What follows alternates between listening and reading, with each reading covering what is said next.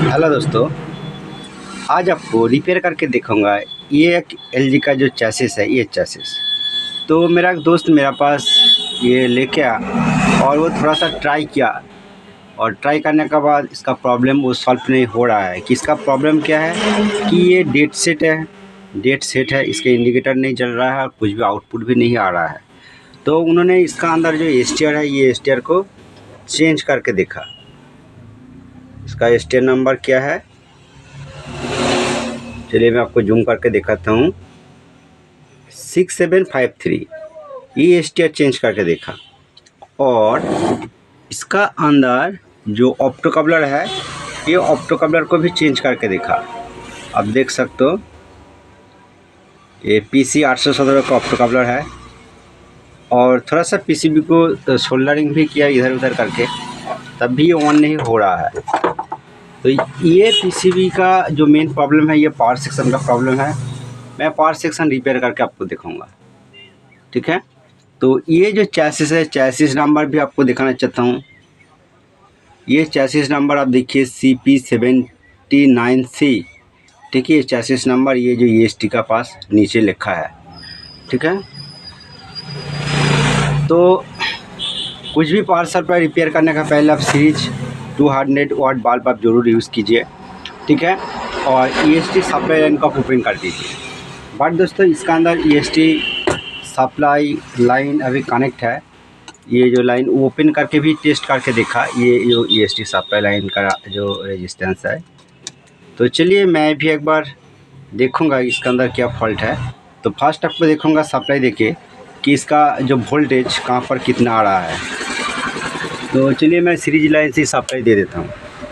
Series line से supply दे दिया और इसका इंडिकेटर आप देख सकते हो, कुछ भी नहीं जल रहा है।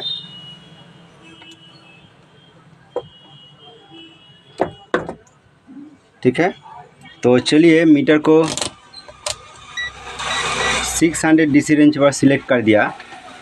करने के बाद इसका अंदर जो वोल्टेज मेन कैपेसिटर पर कितना आ रहा है, चलिए मैं आपको एक बार दिखाता हूँ। मेन फिल्टर कैपेसिटर पर जो वोल्टेज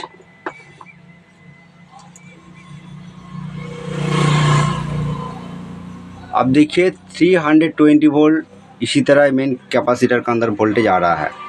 और इसका आउटपुट चलिए ये नेगेटिव है और ये EST सप्लाई का लाइन है। यहाँ पर दोस्तों देखिए कुछ भी वोल्टेज नहीं है, ठीक है। और EST भी नहीं बन रहा है। आपको मैं दिखाता हूँ कि देखिए EST भी नहीं बन रहा है, ठीक है। तो चलिए मैं सप्लाई ऑफ कर देता हूँ।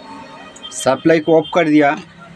ऑफ करने के बाद जब पावर प्रॉब्लम होगा तो मेन फिल्टर कैपेसिटर का अंदर चार्ज स्टोर रह जाता है। तो आपको एक बार चेक करके देखना पड़ेगा। इसका अंदर देखिए चार्ज अभी स्टोर है, ये धीरे धीरे डाउन हो रहा है। तो आपको डिस्चार्ज करना पड़ेगा। चलिए मैं डिस्चार्ज करके आपको दिखाता हूँ। तो सेफ्टी से डिस्चार्ज करने के लिए एक 100 वाट बल्ब, 200 वाट कुछ भी आप बल्ब यूज़ कर सकते हो, 0 वाट भी आप यूज़ कर सकते हो। देखिए मैं डिस्चार्ज किया और इसका प्रॉब्लम क्या है, चलिए मैं ये जो नेगेटिव है पावर सेक्शन, ये जो हॉट सेक्शन का नेगेटिव का अंदर मीटर का कॉर्ड लगाऊंगा, क्योंकि हॉट सेक्शन का कुछ वोल्टेज टेस्ट करके दिखाऊंगा। चलिए लगाने के बाद आपको दिखाता हूँ। तो दोस्तों मीटर का नेगेटिव कॉर्ड मैं यहाँ पर लगाया, क्योंकि ये जो नेगेटिव है ये कैपेसिटर का, फिल्टर कैपेसिटर का नेगेटिव है।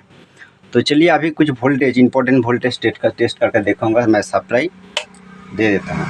मैं सप्लाई दे दिया। अभी मेन फिल्टर कैपेसिटर का जो पॉजिटिव लाइन है, इसका अंदर वोल्टेज 312 वोल्ट आ रहा है। और ये एसटीआर का अंदर वोल्टेज जा रहा है कि नहीं, ये भी देखना पड़ेगा। यहाँ पर भी वोल्टेज प्रेजेंट है, ठीक है। तो इसका बाद आपको देखना पड़ेगा कि इसका अंदर जब चार्ज स्टोर रहता है तो आपको ज़रूर ये जो फीडबैक लाइन है, ये जो नेगेटिव है, ठीक है, और ये पॉजिटिव लाइन है। ये पॉजिटिव लाइन से आप देखिए यहाँ से यहाँ तक एक रेजिस्टेंस है। इसका अंदर आपको तीनों रेजिस्टेंस देखने को मिलेगा, जिसका अंदर वोल्टेज 216 है, और यहाँ पर एक रेजिस्टेंस है 115 है, और यहाँ से यहाँ तक जंपर है 115 है, और यहाँ से यहाँ तक एक रेजिस्टेंस है जिसका अंदर 11 वोल्ट आ रहा है, आप देख सकते हो। और ये वोल्टेज दोस्तों यहाँ से ये साइट आता है जो एसटीआर का अंदर आता है, जो दोस्तों 11 वोल्ट है। तो ये भी वोल्ट आपको चेक करना पड़ेगा। और ये पॉइंट का अंदर जो एसटीआर का ये पिन है, 3 नंबर पिन का अंदर जो वोल्टेज आता है, यह से यह तक एक जंपर है, ये साइड से भी ये वोल्टेज इसी तरह वोल्टेज देखने को मिलेगा। यहाँ पर भी 11 वोल्ट है।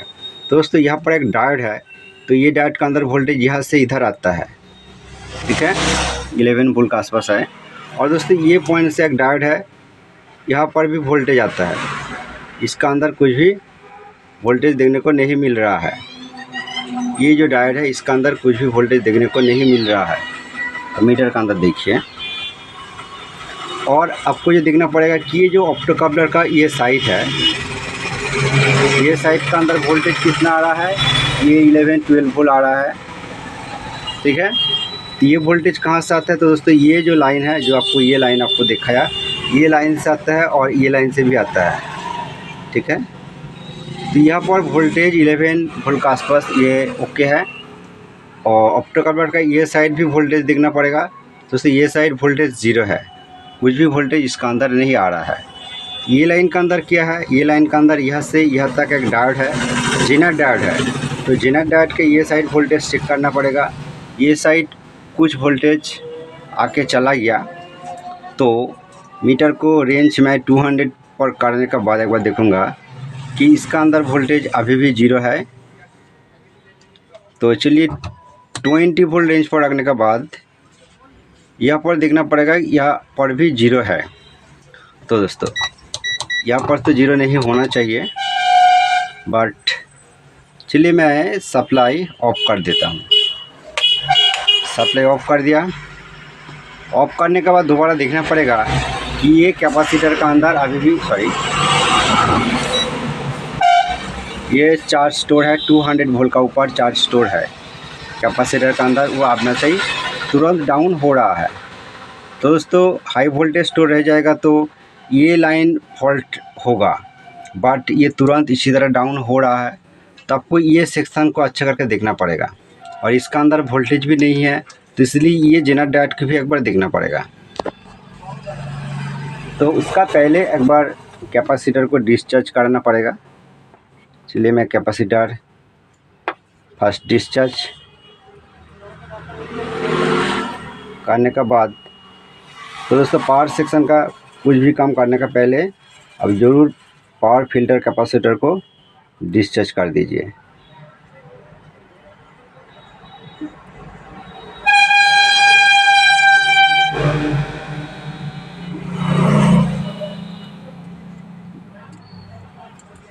तो लग रहा है कि डिस्चार्ज हो गया। देखिए अभी वोल्टेज 0 है। तो यहाँ पर जो डायोड है जेनर डायोड, ये जेनर डायोड की भी एक बार चेक करके देखना पड़ेगा।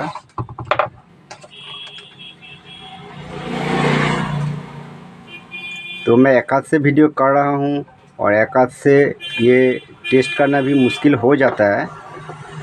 काम करना अलग बात है, वीडियो बनाना काम करते करते ये भी अलग बात है।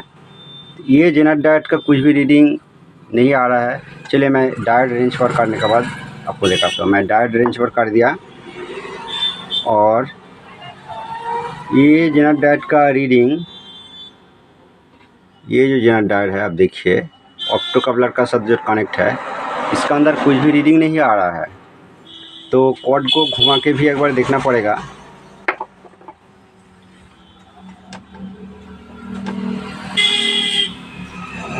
तो दोस्तों ये कॉर्ड को घुमाने का बाद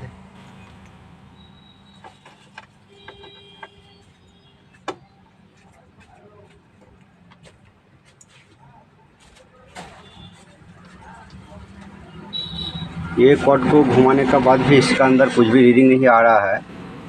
तो ठीक है, चलिए ये डायोड को ओपन करके देखूंगा और ये जेनर डायोड है, इसका वैल्यू क्या होना चाहिए ओपन करने के बाद आपको बताता हूँ। तो दोस्तों यहाँ से जेनर डायोड को ओपन किया और यहाँ पर एक मैं न्यू डायोड लगाया। और इसका वैल्यू क्या है, तो दोस्तों ये डायोड ओपन करने के बाद ही ये चूर हो गया, आप देख सकते हो इसी तरह हो गया, मतलब ये अंदर से ही डायोड फॉल्ट था। ठीक है, तो ये डायोड है, चूर हो गया, मैं यहाँ पर डायोड लगाया। तो दोस्तों LG चैसिस का अंदर ये पोजीशन पर जो ऑप्टिकल वाट के साथ जो डायोड रहता है, ठीक है, ये 8.2 वोल्ट आप यूज़ कर सकते हो, 8.2 वोल्ट का जेनर डायोड। कुछ सेट का अंदर, ये पावर सेक्शन का अंदर यहाँ पर डायोड देखने को नहीं मिलेगा, बट दोस्तों रेजिस्टेंस भी आप देख सकते हो। रेजिस्टेंस होगा तो 5.6 के, ठीक है, 5.6 के यहाँ पर रेजिस्टेंस आप देख सकते हो। तो मतलब यहाँ पर आप 5.6 के वैल्यू का रेजिस्टेंस भी आप यूज़ कर सकते हो जो क्वार्टर वाट का है, और आप 8.2 वोल्ट का जेनर डायोड भी यूज़ कर सकते हो। तो डायोड तो मैं लगाया, चलिए एक बार सप्लाई देके देखना पड़ेगा क्या रिजल्ट आता है। ये हॉट सेक्शन का वोल्टेज मैं टेस्ट करूँगा, ये हॉट सेक्शन का जो कैपेसिटर का नेगेटिव है इसका साथ मैं नेगेटिव को कनेक्ट किया। चलिए मैं सप्लाई दे देता हूँ, इंडिकेटर को भी देखना पड़ेगा। तो दोस्तों इंडिकेटर ऑन होने के बाद ये ऑफ हो गया, और यहाँ पर तो फर्स्ट कुछ भी वोल्टेज नहीं था। अभी यहाँ पर 5 वोल्ट, 4 वोल्ट, ये देखिए 3 वोल्ट ये मिल रहा है। तो चलिए 200 DC रेंज पर आने के बाद यहाँ पर वोल्टेज 3.6 वोल्ट अभी मिल रहा है, और ऑप्टिकल वाट का ये साइड 14 वोल्ट, ये थोड़ा वोल्टेज बढ़ गया, आप देख सकते हो, जो पहले 11 वोल्ट था। तो चलिए मैं सप्लाई को ऑफ कर देता हूँ। ऑफ करने के बाद कूल सेक्शन का वोल्टेज टेस्ट करना पड़ेगा जो EST सप्लाई है। तो मीटर का नेगेटिव पर ये ट्यूनर का अंदर मैं चलिए कनेक्ट कर देता हूँ। ट्यूनर का ये जो नेगेटिव है, और दोबारा सप्लाई दे देता हूँ। दोबारा सप्लाई दे दिया, और EST सप्लाई, दोस्तों EST सप्लाई तब भी नहीं बन रहा है, ये 1.5 अभी आ रहा है, और ये जो डायोड है इसका पास ये 1.1 वोल्ट आ रहा है, तब भी वोल्टेज नहीं बन रहा है। चलिए सप्लाई ऑफ कर देता हूँ। ऑफ करने के बाद अभी एक बार ये जो EST सप्लाई लाइन है, ये जो EST सप्लाई लाइन जो आपको फर्स्ट बात है, ये लाइन का एक बार ओपन करूँगा। ओपन करने के बाद देखूँगा कि क्या रिजल्ट आता है, ठीक है। और ये डायोड मैं सही तरीक़े से इसको ऊपर से मैं लगाता हूँ, कनेक्ट कर देता हूँ। तो दोस्तों अभी EST सप्लाई का अंदर जो जंपर है, ये जंपर को मैं यहाँ से ओपन कर दिया, और ये लाइन के अंदर एक 100 वाट बल्ब कनेक्ट किया, और दोस्तों ये नेगेटिव है, ठीक है। तो ये 100 वाट बल्ब मैं इसी तरह सेट किया, और सप्लाई देके देखूँगा कि ये बल्ब जलता है कि नहीं। और मीटर को मैं इसी तरह सेट किया, क्योंकि ये छोटा पोजीशन का अंदर आपको मीटर का वोल्टेज भी एक साथ दिखाऊँगा, और ये जो 100 वाट बल्ब ये चलता है कि नहीं ये भी दिखाऊँगा, ठीक है। तो चलिए मैं यहाँ पर EST सप्लाई लाइन का अंदर मैं ये मीटर का कॉर्ड रख के एक बार सीरीज लाइन से सप्लाई देकर देखता हूँ।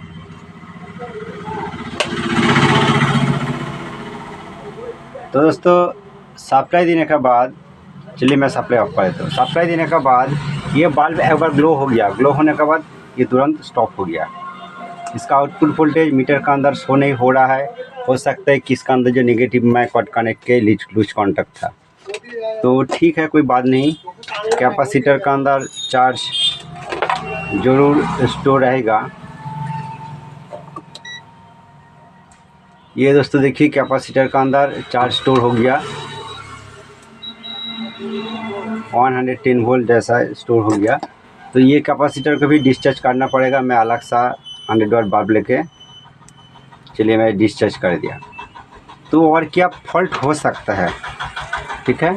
और फाइनली दोस्तों ये जो प्रॉब्लम है, ये प्रॉब्लम को मैं आइडेंटिफाई किया, और आपको मैं बताना चाहता हूँ कि ये प्रॉब्लम ये जो 431 का, ठीक है, ये जो IC है 431 का, ठीक है, ये इसका अंदर एक सप्लाई आता है।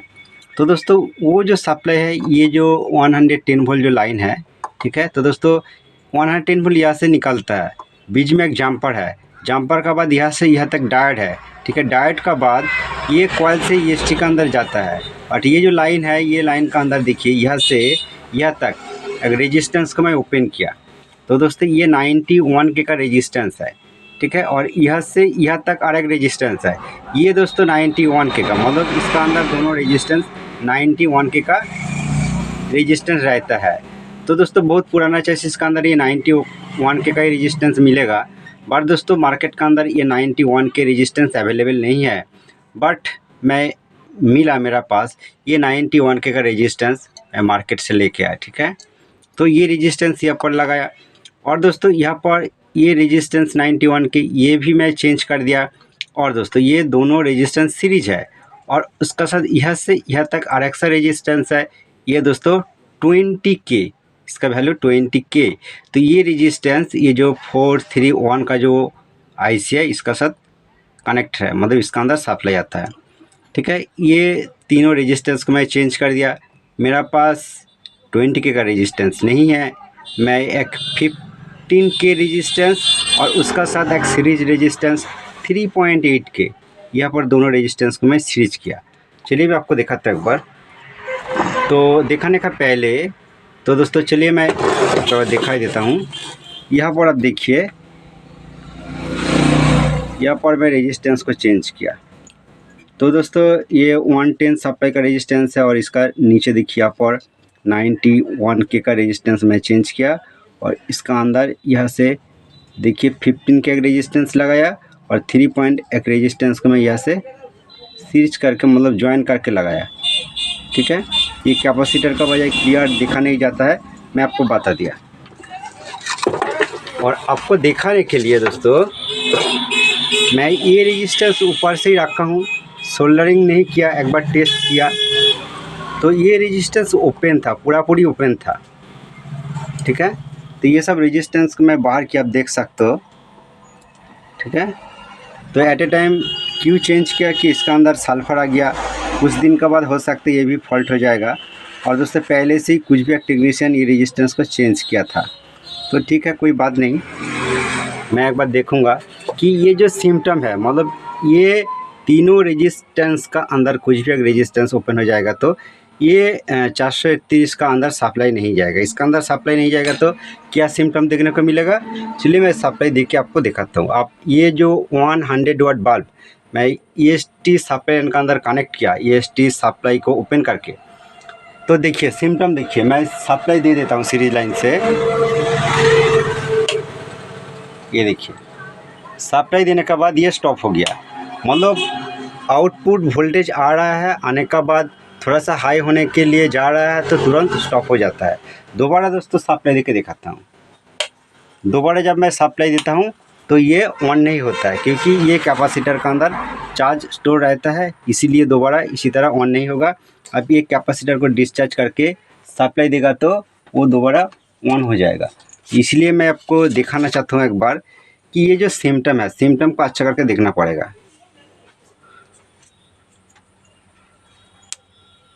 तो कैपेसिटर को मैं डिस्चार्ज किया, डिस्चार्ज करने के बाद दोबारा आपको दिखाता हूँ कि ये आउटपुट लैम्प को फॉलो कीजिए। मैं सप्लाई दे देता हूँ, देखिए सप्लाई देने के बाद इसी तरह ये फिर भी स्टॉप हो गया, कुछ भी आउटपुट वोल्टेज नहीं दे रहा है।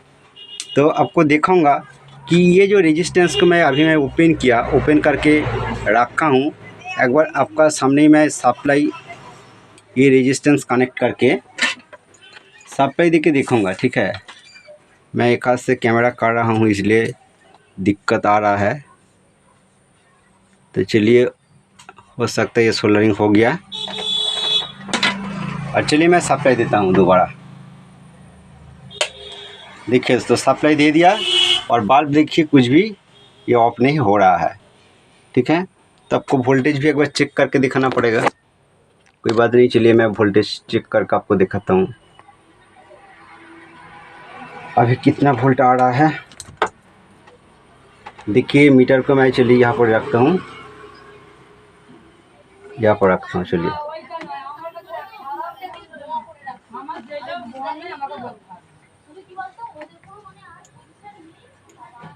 और अभी EST सप्लाई वोल्ट कितना है ये देखिए 109, ठीक है। तो दोस्तों ये प्रॉपर वोल्ट आ रहा है, 109 वोल्ट आ रहा है, ठीक है। तो सप्लाई को मैं ऑफ कर देता हूँ, तो आपको बताना चाहता हूँ कि ये जो सप्लाई रेजिस्टेंस है, ये तीनों रेजिस्टेंस का वैल्यू आप लो करेगा तो इसका वोल्टेज लो हाई करके आपको ये जो आउटपुट वोल्टेज है, ये वोल्टेज का आप अप डाउन कर सकते हो। थैंक यू दोस्तों, ये वीडियो के अंदर आपको जो इन्फॉर्मेशन शेयर किया आपका अच्छा लगा तो प्लीज़ एक लाइक कर दीजिए, और ये चैनल पर अपना है तो चैनल को जरूर सब्सक्राइब करके रखिए। थैंक यू दोस्तों।